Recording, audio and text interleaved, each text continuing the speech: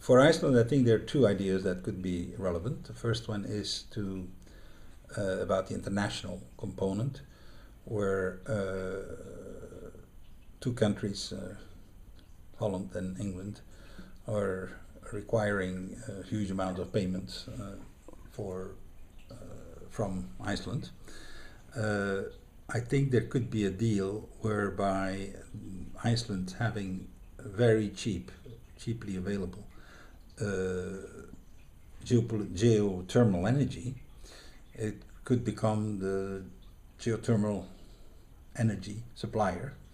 And what I would propose is to use the kilowatt hour as a currency and then switch the bonds that are currently in euros or in krona to kilowatt hours that would be supplied, and the technology exists to transport big quantities of energy undersea. So you could have a deal between Europe and Iceland that would resolve that problem in a win-win way.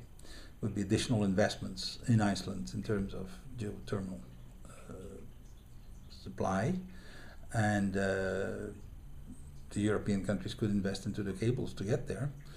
I think that the kilowatt hour is going to be a more stable currency than most of our national currencies. Yep. So that's the first idea.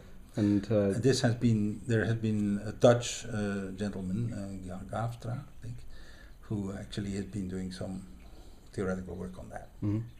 And of course, if you open the market so that any country that wants to have access to the geothermal energy can lay cables, then you could also couple in the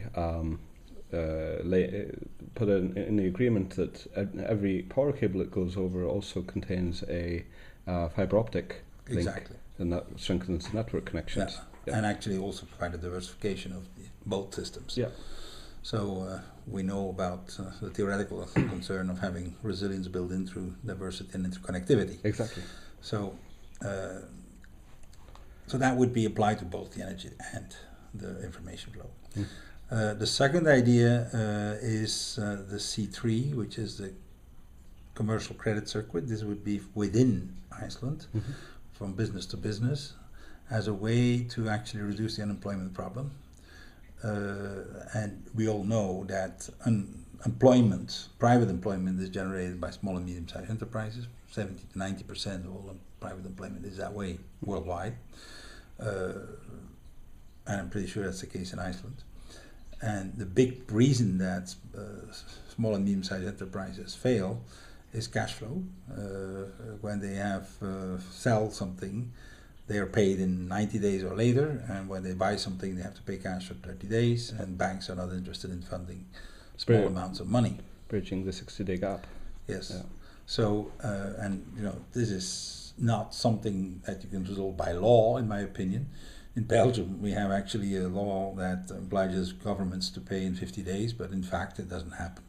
And you're not going to have a small medium-sized enterprise taking government to court in order to get paid in 50 days and lose your client forever.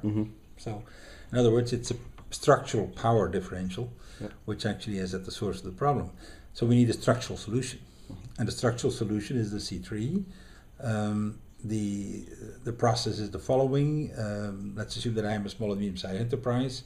There is one of my clients, and you are one of my. You're one of my suppliers. Yep. But the process in a nutshell is I have the invoice from my suppliers, from my clients, which I insure and introduce into an electronic network. And then there is a C3 currency, an other currency unit, which is generated on the basis backed by this. Yep. The C3 unit is used for payment within our circuit. 90 days go by, and either my client pays the amount, or the insurance company will pay if he does fail. And then all the units that we have created become automatically C3 units at no cost. Yeah.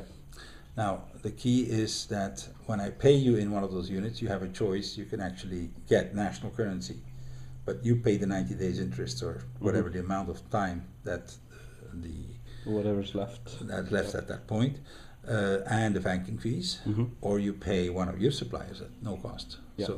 So this actually provides a mechanism for viral spreading of the system, and you could do this on an Icelandic level, which would resolve structurally the cash flow strangulation that small and medium-sized enterprises are doing. From a governmental perspective, the only thing that would be ideal is that the government accepts C3 units in payment of taxes, given that C3 units generate activity that otherwise doesn't exist, and that the C3 units become national currency.